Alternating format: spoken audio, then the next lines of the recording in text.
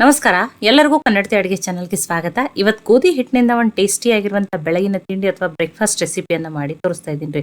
ಇದಕ್ಕೆ ನಾನಿಲ್ಲಿ ದೊಡ್ಡ ಬಟ್ಲೆ 1 ಬಟ್ಲಾಗಷ್ಟು ಸೋಸ್ ಇಟ್ಕೊಂಡಿರುವಂಥ ಗೋಧಿ ಹಿಟ್ಟು, ಇದಕ್ಕೊಂದು ಸ್ವಲ್ಪ ಉಪ್ಪನ್ನು ಹಾಕಿಬಿಟ್ಟು ನೀರು ಹಾಕಿ ಡೈಲಿ ಚಪಾತಿ ಯಾವ ರೀತಿ ಹಿಟ್ಟನ್ನು ಕಲಿಸಿ ರೆಡಿ ಮಾಡ್ಕೋತಿರಲ್ಲ ಅದೇ ರೀತಿಯೇ ಕಲಿಸ್ಬಿಟ್ಟು ತೊಗೋಬೇಕು ನೋಡ್ರಿ. ತುಂಬ ಗಟ್ಟಿನೂ ಇರಬಾರ್ದು, ತುಂಬ ಮೆತ್ತಗೂ ಇರಬಾರ್ದು. ಇಲ್ಲ ನಿಮಗೆ ಮುಂಜಾನೆ ನೀವು ಆಲ್ರೆಡಿ ಚಪಾತಿ ಕಲಸಿದ ಹಿಟ್ಟಿತ್ತಂದ್ರೂ ಈ ರೆಸಿಪಿಯನ್ನು ನೀವು ಮಾಡ್ಕೋಬೋದು ನೋಡ್ರಿ.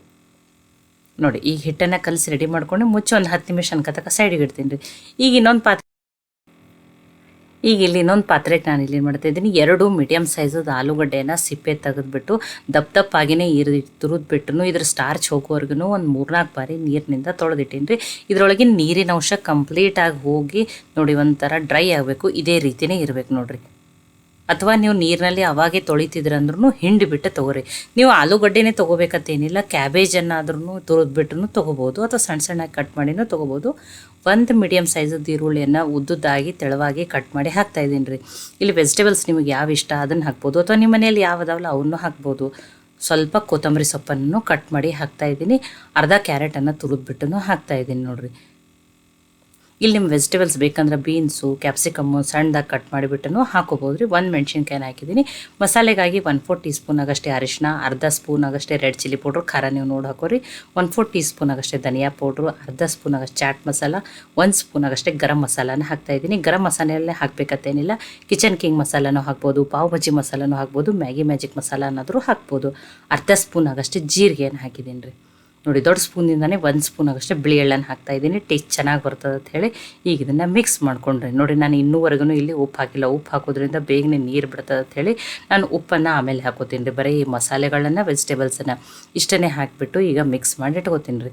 ನೋಡಿ, ಇದೆಲ್ಲ ಮಿಕ್ಸ್ ರೆಡಿ. ಇದೇ ವೆಜಿಟೇಬಲ್ಸ್ ಹಾಕಬೇಕಂತೇನಿಲ್ಲ, ನಿಮಗೆ ಯಾವ ವೆಜಿಟೇಬಲ್ಸ್ ಇಷ್ಟ ಆ ವೆಜಿಟೇಬಲ್ಸನ್ನು ಹಾಕೋರಿ.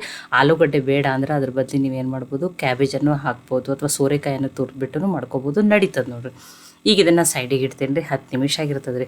ಹಿಟ್ಟನ್ನು ಚೆಂದಾಗಿ ನೆಂದಿರ್ತದೆ ನೋಡಿರಿ. ಹಿಟ್ಟನ್ನು ತುಂಬ ಗಟ್ಟಿ ಅಲ್ರಿ, ಡೈಲಿ ಚಪಾತಿಗೆ ಮೆತ್ತಗೆ ಯಾವ ರೀತಿ ಕಲಿಸ್ಕೋತೀವಲ್ಲ ಅದೇ ರೀತಿಯೇ ಕಲಿಸ್ಬಿಟ್ಟು ತೊಗೊಂಡ್ರೆ ಆಯ್ತು ರೀ. ನೋಡಿ, ನಾನು ದೊಡ್ಡನೇ 2 ಉಳ್ಳಿಯನ್ನು ಮಾಡಿದ್ದೀನಿ. ನೋಡಿ, ಈಗ ಇದನ್ನು ಲಟ್ಟಿಸ್ಬಿಟ್ಟು ತೊಗೊಳ್ಳೋಣ ನೋಡಿರಿ. ತುಂಬ ತೆಳುವೂ ಲಟ್ಟಿಸ್ಬಾರ್ದು, ತುಂಬ ದಪ್ಪನೂ ಲಟ್ಟಿಸ್ಬಾರ್ದು, ಆ ರೀತಿ ಲಟ್ಟಿಸ್ಬಿಟ್ಟು ತೊಗೋಬೇಕು ನೋಡಿರಿ. ಈಗ ಇದು ಗೋಧಿ ಹಿಟ್ಟನ್ನು ಹಚ್ಚಿಬಿಟ್ಟು ಲಟ್ಟಿಸ್ಬಿಟ್ಟು ತೊಗೋತೀನಿ ನೋಡಿರಿ. ನಿಮಗೆ ಇಷ್ಟು ದೊಡ್ಡದು ಲಟ್ಸಕ್ಕೆ ಬರಲ್ಲ ಅಂದ್ರೆ ನೀವು ಇದಕ್ಕಿಂತ ಉಳ್ಳಿಯನ್ನು ಸಣ್ಣ ತೊಗೊಂಡ್ಬಿಟ್ಟು ಅಷ್ಟೇ ಸಣ್ಣವನ್ನು ಲಟ್ಸ್ಕೋರಿ, ನಡೀತದೆ. ಇಲ್ಲ ಒಬ್ಬರು ದೊಡ್ಡ ಚಪಾತಿ ಥರ ಲಟ್ಸಕ್ಕೆ ಬರೋದಿಲ್ಲ. ನೀವು ಅಷ್ಟೇ ನಿಮಗೆ ಕಡಿಮೆ ಬರ್ತಿತ್ತು, ಒಂದು ಹಪ್ಪಳದಷ್ಟು ಅಷ್ಟೇ ಲಟ್ಸಕ್ಕೆ ಬರ್ತಿತ್ತು ಅಂದ್ರೆ ಒಬ್ಬರು ಅಷ್ಟು ಸಣ್ಣ ಚಪಾತಿ ಮಾಡ್ತಾರೆ. ನೀವು ಹಿಟ್ಟನ್ನು ಕಡಿಮೆ ತೊಗೊಂಡ್ಬಿಟ್ಟು ಆ ರೀತಿ ಲಟ್ಟಿಸ್ಬಿಟ್ಟು ತೊಗೊರಿ. ನಾನು ದೊಡ್ಡ ಉಳ್ಳಿಯನ್ನೇ ತೊಗೊಂಡಿನಿ. ತುಂಬ ತೆಳುವೂ ಬೇಡ, ತುಂಬ ದಪ್ಪನೂ ಬೇಡ, ಆ ರೀತಿ ಲಟ್ಟಿಸ್ಬಿಟ್ಟು ತೊಗೋಬೇಕು ನೋಡಿರಿ. ಈಗ ನೋಡಿ, ಲಟ್ಟಿಸ್ಬಿಟ್ಟು ತೊಗೊಂಡಿನಿ, ನಿಮಗೆ ತೋರಿಸ್ತೀನಿ ನೋಡಿರಿ. ತುಂಬ ತೆಳುವೂ ಬೇಡ, ತುಂಬ ದಪ್ಪನೂ ಬೇಡ, ಈ ರೀತಿ ಲಟ್ಟಿಸ್ಬಿಟ್ಟು ತೊಗೋರಿ. ಈಗ ಸ್ಟಫಿಂಗನ್ನು ಏನು ಮಾಡ್ಕೊಂಡಿದ್ದಲ್ಲ ಅದನ್ನ ತೊಗೋತಾ ಇದ್ದೀನಿ, ಎಲ್ಲ ವೆಜಿಟೇಬಲ್ಸದ್ದು. ಈಗ ಇದಕ್ಕೆ ನಾನು ಉಪ್ಪನ್ನು ಹಾಕೋತೀನಿ ರೀ. ಫಸ್ಟೇ ಉಪ್ಪು ಹಾಕಿಬಿಟ್ರೆ ತುಂಬಾ ನೀರು ಬಿಡ್ತದೆ ರೀ.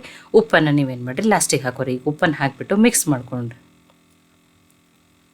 ನೋಡಿ, ಗರಂ ಮಸಾಲೆನೇ ಹಾಕಬೇಕಂತೇನಿಲ್ಲ, ಮ್ಯಾಗಿ ಮ್ಯಾಜಿಕ್ ಮಸಾಲನೂ ಹಾಕೋಬೋದು, ಅಥವಾ ನಿಮ್ಮ ಮಕ್ಕಳಿಗೆ ಆರ್ಗ್ಯಾನೋ ಇಷ್ಟ ಅಂದ್ರೆ ಆರ್ಗ್ಯಾನೋ, ಕಾಳು ಮೆಣಸಿನ ಪುಡಿ ಆ ರೀತಿ ಆದ್ರೂ ಮಾಡಿಕೊಡ್ಬೋದು ರೀ. ಚಿಲ್ಲಿ ಫ್ಲೆಕ್ಸ್ ಅದು ಹಾಕಿಬಿಟ್ಟು ನೋಡಿ. ಈಗ ಇದಕ್ಕೆ ಏನು ಮಾಡಬೇಕು, ಈ ಸ್ಟಫಿಂಗ್ ಏನು ಮಾಡ್ಕೊಂಡು ಇದನ್ನು ಹಾಕಬೇಕು. ಇದನ್ನು ಮಧ್ಯಕ್ಕಷ್ಟೇ ಹಾಕಬೇಕು ನೋಡಿರಿ, ದಂಡಿಗೆ ಹಾಕಬೇಡ್ರಿ, ಬರೀ ನಡು ಅಷ್ಟೇ ಹಾಕಿಬಿಟ್ಟು ತೊಗೋರಿ. ನೋಡಿ, ಯಾವ ಮಕ್ಕಳು ವೆಜಿಟೇಬಲ್ಸ್ ತಿನ್ನೋಲ್ಲೋ ಅವರಿಗಂತೂ ಇದು ಹೇಳಿ ಮಾಡಿಸಿದ ರೆಸಿಪಿ ರೀ. ಎಷ್ಟೋ ಮಕ್ಕಳು ವೆಜಿಟೇಬಲ್ಸೇ ತಿನ್ನೋಕೆ ಈಗೆಲ್ಲ ಬೇಡ ಅಂತಾರೆ.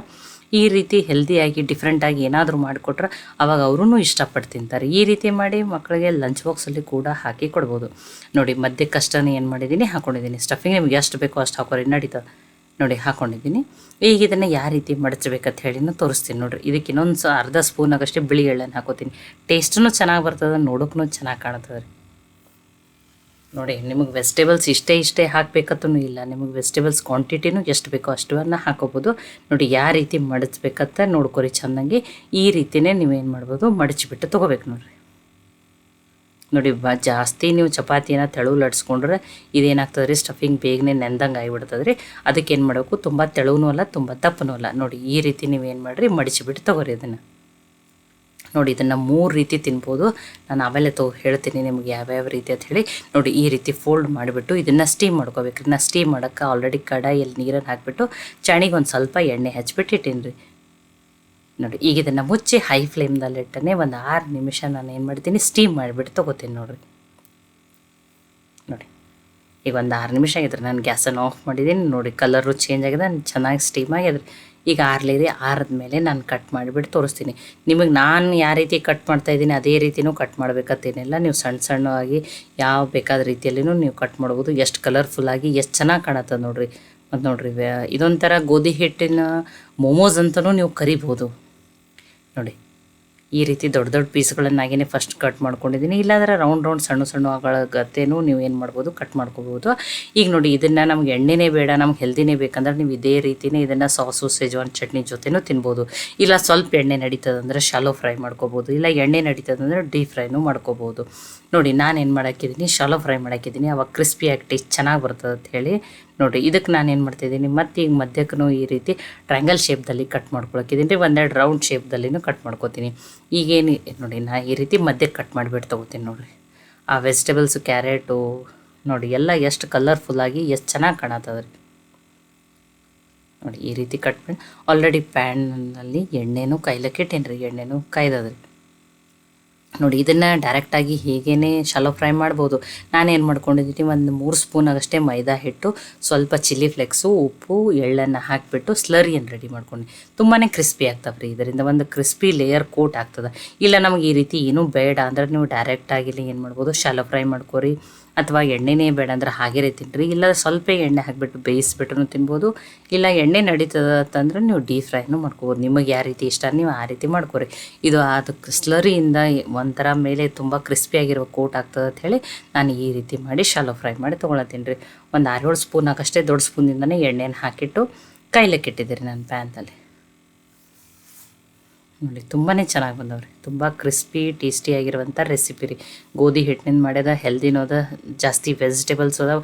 ಇದೇ ವೆಜಿಟೇಬಲ್ಸ್ ಹಾಕ್ಬೇಕತ್ತೇನಿಲ್ಲ, ನೀವೇನು ಮಾಡ್ಬೋದು, ಬೀನ್ಸನ್ನು ಹಾಕ್ಬೋದು ನೋಡಿ. ಕ್ಯಾಪ್ಸಿಕಮನ್ನು ಸಣ್ಣದಾಗಿ ಕಟ್ ಮಾಡಿನೂ ಹಾಕ್ಬೋದು, ಅಥವಾ ಕಾರ್ನು ಹಾಕ್ಬೋದು. ನಿಮಗೆ ಯಾವ ವೆಜಿಟೇಬಲ್ಸ್ ಇಷ್ಟನ ನೀವು ಆ ವೆಜಿಟೇಬಲ್ಸನ್ನು ಹಾಕಿರಿ ನೋಡಿ. ಎಲ್ಲನೂ ಏನು ಮಾಡಿದ್ದೀನಿ, ಶಾಲೋ ಫ್ರೈ ಮಾಡಿಬಿಟ್ಟು ತೊಗೊಂಡಿದ್ದೀನಿ ನೋಡಿ. ತುಂಬಾ ಚೆನ್ನಾಗಿ ಬಂದವ್ರಿ ನೋಡಿ. ತುಂಬ ಕ್ರಿಸ್ಪಿಯಾಗಿ ಟೇಸ್ಟಿ ಹೆಲ್ದಿಯಾಗಿರುವಂಥ ರೆಸಿಪಿ ರೀ ನೋಡಿ. ಬಿಸಿ ಬಿಸಿಯಾಗಿರುವಂಥ ನೀವು ಇದನ್ನು ಗೋಧಿ ಹಿಟ್ಟಿನಿಂದ ಮಾಡಿರುವ ಮೋಮೋಸ್ ಅಂತಲೂ ಕರಿಬೋದು, ಟೇಸ್ಟಿಯಾಗಿ ಇದು. ಅಥವಾ ನಾನು ಈ ರೀತಿ ಹೆಸರಿಟ್ಟಿದ್ದೀನಿ, ನೀವು ಯಾವ ರೀತಿ ಹೆಸರಿಡ್ತೀರಂತ ಹೇಳಿನೂ ಇದನ್ನು ಕಮೆಂಟ್ ಮಾಡಿ ತಿಳಿಸ್ರಿ. ಈ ರೀತಿ ಡಿಫ್ರೆಂಟಾಗಿ ಏನಾದರೂ ಮಾಡಿಕೊಟ್ರೆ ಮಕ್ಕಳು ವೆಜಿಟೇಬಲ್ಸು ತಿಂದಂಗೆ ಆಗ್ತದೆ, ಗೋಧಿ ಹಿಟ್ಟಿನಿಂದ ಮಾಡಿರೋದ್ರಿಂದ ಹೆಲ್ದಿನೂ ಅದ. ಇದನ್ನು ಸಾಸ್ ಜೊತೆ, ಗ್ರೀನ್ ಚಟ್ನಿ ಜೊತೆ, ಅಥವಾ ಸೆಜ್ವಾನ್ ಚಟ್ನಿ ಜೊತೆನೂ ನೀವೇನು ಮಾಡ್ಬೋದು, ಸರ್ವ್ ಮಾಡ್ಬೋದು ನೋಡಿರಿ ನೋಡಿ. ಇಲ್ಲಾಂದ್ರೆ ನೀವು ಟೊಮೆಟೊ ಸಾಸ್ ಜೊತೆನೂ ಸರ್ವ್ ಮಾಡಿರಿ, ನಡೀತದೆ. ತುಂಬ ಟೇಸ್ಟಿ. ಇಲ್ಲ ಬಿಸಿ ಬಿಸಿ ಇದನ್ನು ಹಾಗೇನೂ ತಿನ್ಬೋದು, ತುಂಬಾ ಟೇಸ್ಟಿಯಾಗಿರ್ತದೆ ರೀ ನೋಡಿ. ಈ ರೆಸಿಪಿ ಇಷ್ಟ ಆಗಿತ್ತಂದ್ರೆ ಲೈಕ್ ಮಾಡಿ, ಶೇರ್ ಮಾಡಿ, ಕಮೆಂಟ್ ಮಾಡಿರಿ. ಖಂಡಿತನೂ ಟ್ರೈ ಮಾಡಿ ನೋಡಿರಿ. ಟ್ರೈ ಮಾಡಿ ನನಗೆ ಹೆಂಗೆ ಬಂದಿತ್ತು ತಿಳಿಸ್ರಿ. ಮತ್ತು ಒಳ್ಳೆಯ ಹೊಸ ರೆಸಿಪಿಗಳಿಗಾಗಿ ಕನ್ನಡತಿ ಅಡುಗೆ ಚಾನಲ್ನ ಸಬ್ಸ್ಕ್ರೈಬ್ ಮಾಡಿ, ಬೆಲ್ ಐಕಾನ್ ಪ್ರೆಸ್ ಮಾಡೋದನ್ನು ಬರಿಬೇಡ್ರಿ. ಮತ್ತು ಯಾವುದೇ ನಿಮಗೆ ಉತ್ತರ ಕರ್ನಾಟಕದ ರೆಸಿಪಿಗಳು ಬೇಕಂದ್ರೂ ನೀವು ನನಗೆ ಕಮೆಂಟ್ ಮಾಡಿ ತಿಳಿಸ್ರಿ, ನಾನು ನಿಮಗೆ ಮಾಡಿಬಿಟ್ಟು ತೋರಿಸ್ತೀನಿ.